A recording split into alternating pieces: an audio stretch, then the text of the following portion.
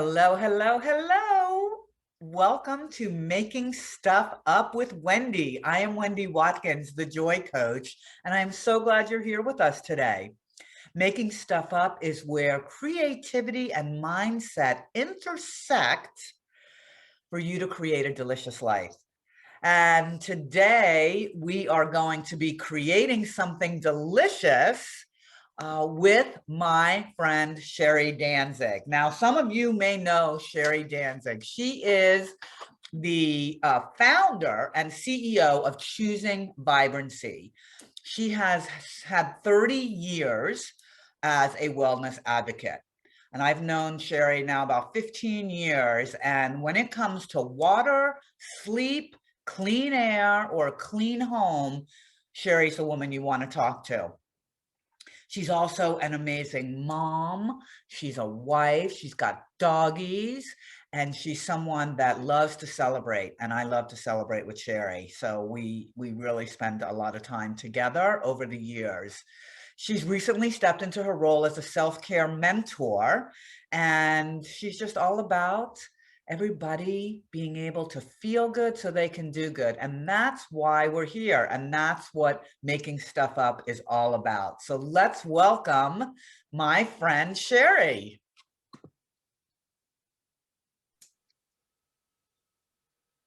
Okay, she's somewhere. Sheri? Did you forget about us? Oh, I just dropped a few things, klutz in the kitchen.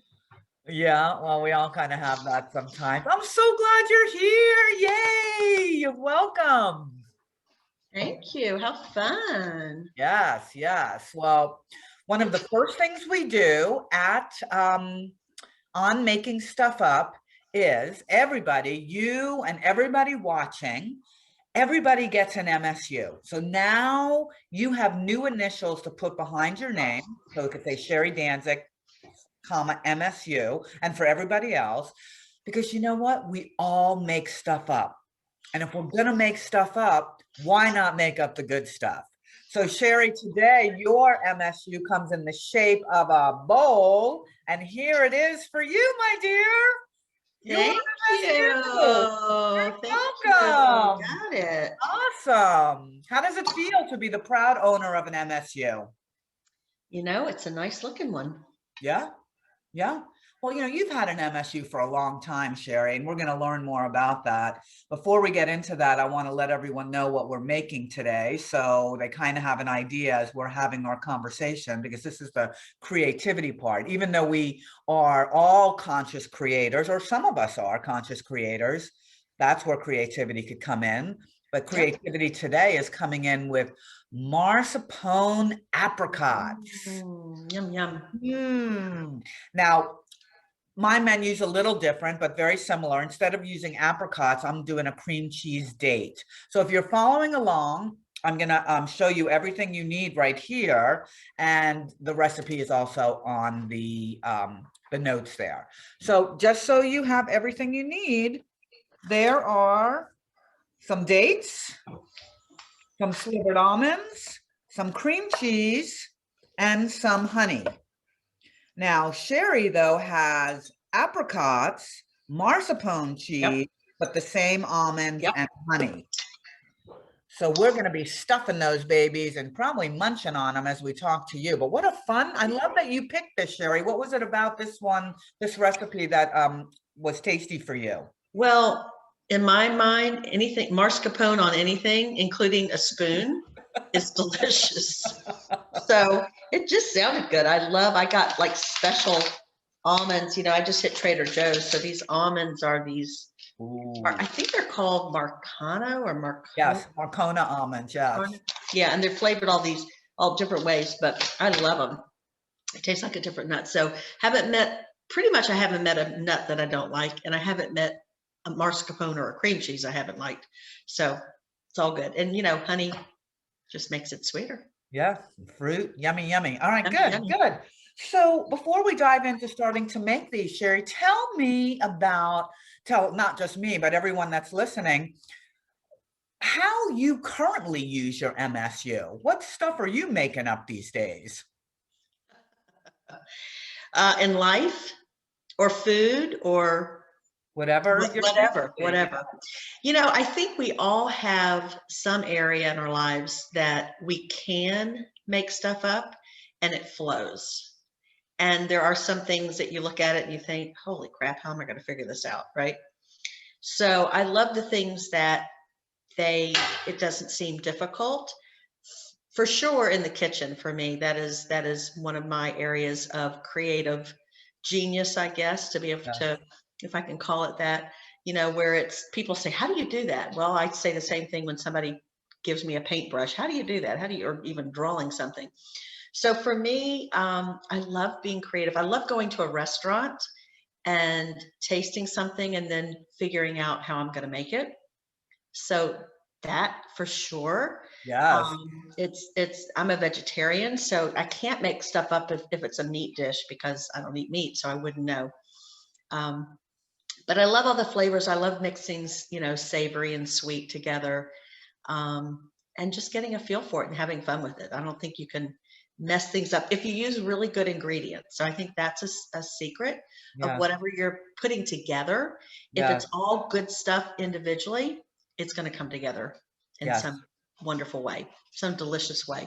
Yes. I think also, I mean, I'm definitely doing a MSU in life and business. Um, I think a lot of you know, I think when you've been doing something for a long time, it's good to make stuff up to keep growing, Hmm. you know, so that you figure out what's next. So Yeah, when you've been in this wellness field now in a variety of ways for 30 years, I mean, things change over time and you have to be able to go with the flow. And I love what you said that at the beginning, that you use your MSU to flow. Like it allows you, you make stuff up that allows you to stay in the flow. right, right, yeah, yeah. And I'm at that point in my life where, and I'm also studying Abraham Hicks and the law of attraction. So I believe in flow. You know, Yes. I believe I honestly, I grew up in a house of parents, particularly my father. He was the breadwinner for the most part. My mother went and they opened a business, several businesses together. But I watched my father, you know, with these broad shoulders. I have my father's broad shoulders. And it's like, by George, and I still have this work ethic, you know, you gotta give me, you're gonna give me something to do, by George, I'm gonna get it done. Right. I won't go to bed until I get it done. So that was this ethic of you work hard. You know, you say you're going to do something, your word counts for something, and you get it done. And that's that hard work ethic. And so I really did believe that all good things come from hard work. Hmm. And I still believe that we have to put in the work, we have to put in the time. You know, we have to, if we're learning something new, it comes with repetition, it comes with a discipline of doing something that you suck at until you get really good at it, right? Yes. And I really believe now that things should be easy. And I look for that downhill, that downstream is Abraham's, you know, word of, and so that's the thing. It's if you can make something up and it feels easy, then you're in the right lane. Absolutely. Absolutely. And, you know, what we're talking about here, everyone, and you do it as well, is the thoughts that we make up about something, Yeah, right? We definitely. could make up that something is going to be hard, or we could make up that something is going to be easy. Right. And we get to choose, you know, we get to choose. And that's the practice that we're talking about here is more Definitely. conscious choice in Yeah. how we choose to look at things, because you Right. get to make it up. Yeah. And I think the other thing that comes to mind and hearing you speak is that it's about having a vision and being able to see the end in mind, you know, have a visualization of where you're going, what you want it to look like, and then you can have absolutely no idea. Sometimes you know where it's coming from because if you're making a recipe, you get this vision and then you go to the store and, you know, but there's times when I'm in the grocery store, I'm in the farmer's market or Trader Joe's, my favorite store, and I'm walking around and I get an inspiration. So then I have this vision, which it's bad for people that are in my kitchen if they want to come in and help because I know because I'm kind of hard-headed about that. So if it's something where I'm creating something and I have this very clear idea of what it's going to be like, then I'm not very receptive to like, no, let me do this, right? But I think that's true about everything that we do. If we're creating something, if we can see it, we don't have to know how it's going to come together. And yet it does when we have that clear vision, we stay in that. And I'm thinking about that as I'm looking around my house, because I have a brand new kitchen and my whole, main floor of the house has been completely renovated. And that came from a vision. I've had it for a long time. I knew what I wanted it to look like. And it was at one point, like, I don't know where this is coming from. I don't know where all this money is coming from. And yet it all just showed up. Yeah. And it's been a process. So it's kind of exciting to see that kind of a thing manifest. It happens in every way imaginable when we have that vision and we say, we keep holding to it. So we're speaking positively, positive words into putting it out there. It shows up. It does. It does. May not look exactly the way we want it to, but it does show up, depending on the clarity, right? So, well, it's almost never the timing that we think it's going to come. Right. That's almost always off. And yet, when it does come, it's like, it's perfect timing. Yeah, right. Exactly.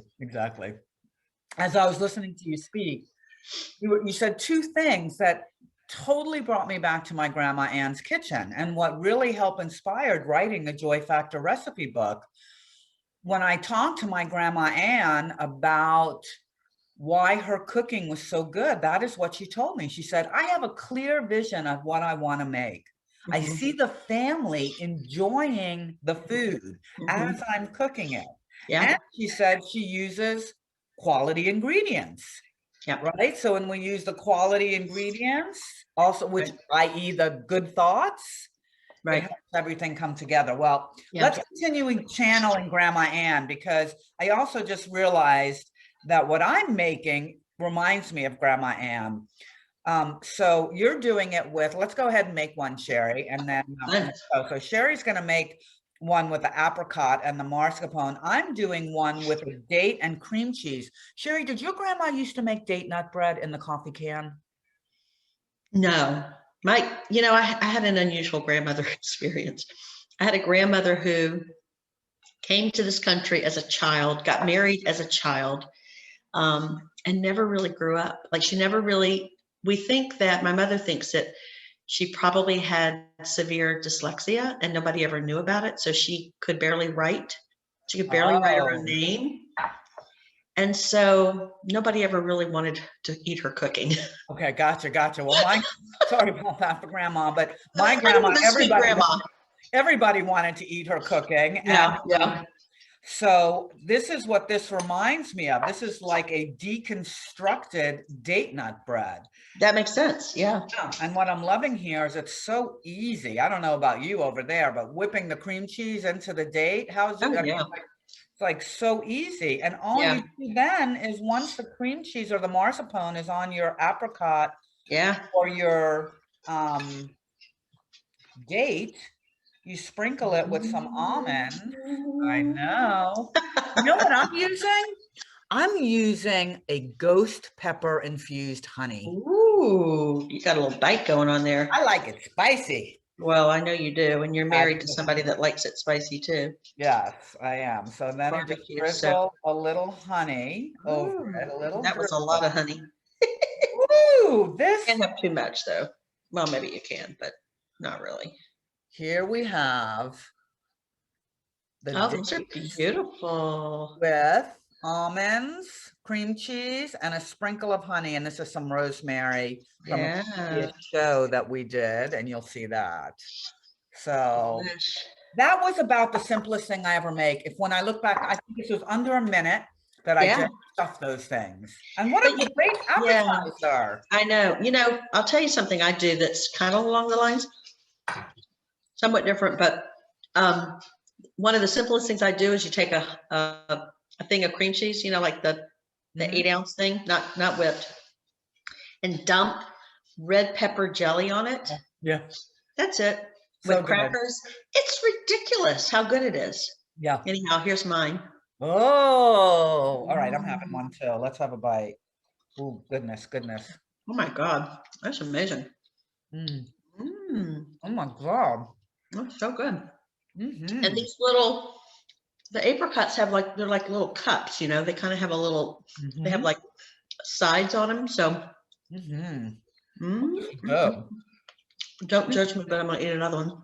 I know they're so good. All right. Well, That's before really you good. eat another, let's talk about what you have noticed for yourself on your journey, right, of studying the attraction principles. I mean, being a wellness advocate for 30 years, this isn't a new conversation for you, No. right?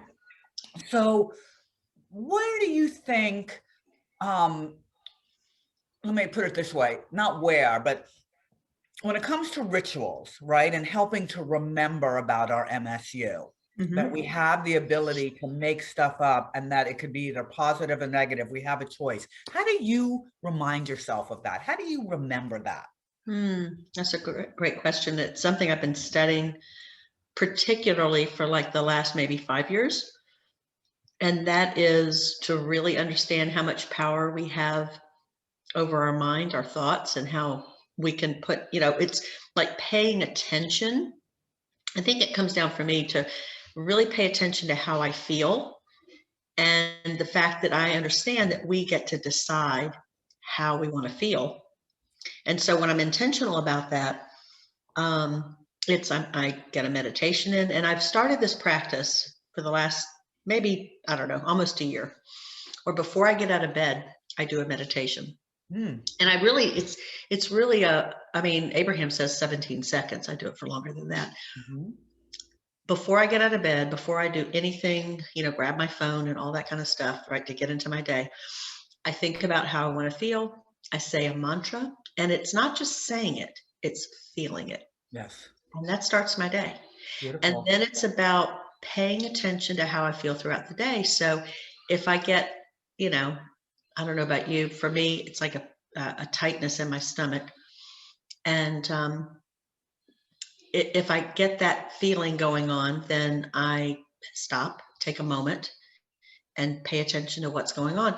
And I call it I am myself. So I am myself at any given moment, where I start making these I am statements. I'll say them out loud to shift. And I've been in some places, some pretty low places, and I've been able to shift, in an incredible way. Yeah, yeah.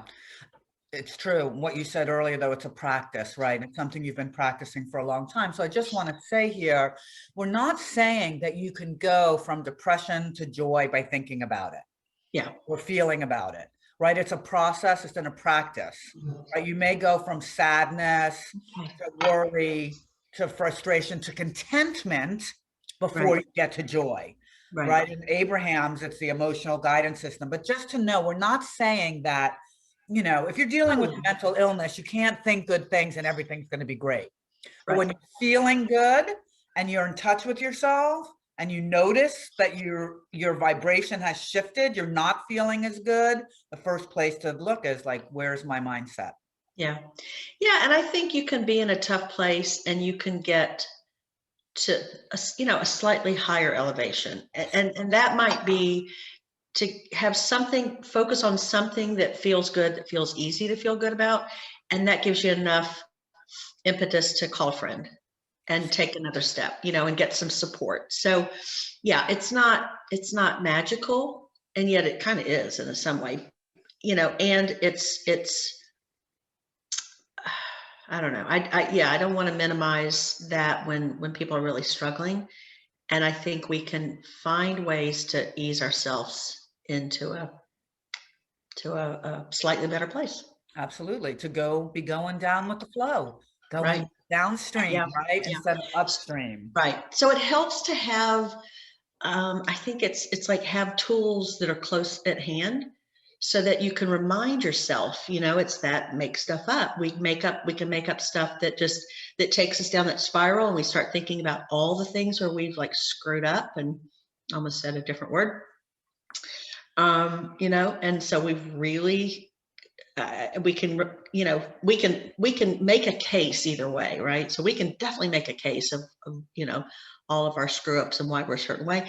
But if we have some things at hand that are reminders of of joy, you know, of something that's happy, of something that's simple, just simple joy, you know. And for me, it can be, I got pictures of my kids all around everywhere.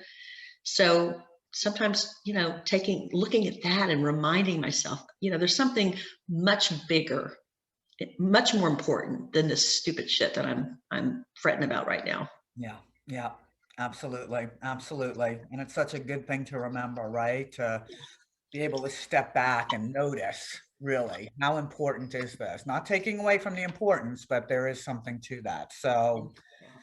or the fear. I don't know about you, but when I get stuck in fear, which I believe is fantasized experiences appearing real, right? It's the stuff we make up that puts us in fear. And then I do the activity or have the conversation that I was fearful about. And I would say 99.9% of the time I was like, what was I afraid of there? What Right. was that all about? And that's Yeah. because of what I was making up. Right. Definitely. So for everyone listening, pay attention. You get to choose what you're making up, Yeah. right? Make up I'm some good making up stuff. that I have to have another bite of one of these, I know. Sherri. I was just thinking I got to eat another one. Mm, mm. Snack time. Really yummy. Hmm. Mm. Like I said, mascarpone on just about anything is probably going to make it better. I love for me, the sweetness of the date and the spicy of that honey. Oh yeah. Really I bet good. that's really Really good. yummy. So as we wrap up here, my dear, what is one thing that is most important for you to share with our listeners about using their MSU? What would you say?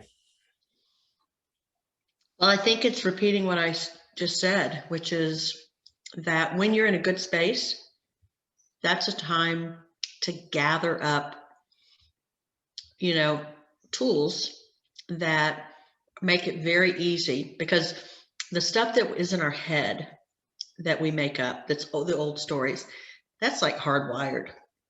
You know, we've been telling those same stories about ourselves probably for quite a while. So we got to make it as easy to be able to shift some. So when you're in a good space, you know, go shopping, go find some things that make you happy, Yeah, I that, love you know, that. bring, you know, have, like for me, you know, when I'm journaling, if I'm going to journal, I want like a book that is pretty, that I like picking up. I want a pen that's like my special pen. You know, if you want to make journaling, if it's something you kind of have some resistance, make it as pretty or as fun or, you know, feel good as you possibly can. I That's have a a chair in my office that I'm literally, you know, it's got a candle and my aromatherapy, and it's got books and it's got pictures and it's got, you know, just so it's right. I've got my little cozy corner. So it's a safe place. So, you know, I think that's what's really important, because when we're in a crappy place, it's fear. And so what we really, I think, need to do when we're at the lowest place is help ourselves to feel safe. I think it's about getting to a place of feeling safe. And when we can learn to, you know, have whatever that is, and for some people it might be dancing, it might be listening to music or something that just helps us to do that shift. So practice, plan it out, you know, yeah. be ready, be ready. Yeah, because when your vibration lowers, you're not going to remember, right? No, it's Like, easier to just kind of fall into the pond of, and doing what you've always done, probably yeah, numbing the feeling in some way or, in yeah, something. So I yeah. like to, with my clients, I offer them to create a quadrant with physical, mental, emotional, and spiritual, and to write in 3 things in each of those quadrants that will shift their vibration in Mhm, that mhm. way. So Right. I Yeah. like a buffet. I know you like a buffet too. Oh, So yeah. I like the choices of Yeah. knowing I could take a walk, I could dance, I could meditate, I could read, I could call a friend, I could pray or meditate, I could pet the Right. dog. All Right. of those things I know. So I Right. love that. That's a great tip, Sherri. I hope that you all got that one and find that it's helpful for you to keep your vibration high and make up the good stuff. So thank you all so much for joining us. We drop episodes here weekly on Making Stuff Up. And if you've not subscribed, you can go ahead and just subscribe right there on the YouTube, and feel free to share this with other people that are looking to create a delicious life. So thank you for coming to Make Stuff Up. Remember, you make stuff up every day, so why not make up the good stuff? Thank you again, Sheri. Thanks. It was fun, Wendy. Yes. I might keep eating these. I have it all in front of me. So I have a few myself, so y'all enjoy. Talk yum to you yum. soon. Bye.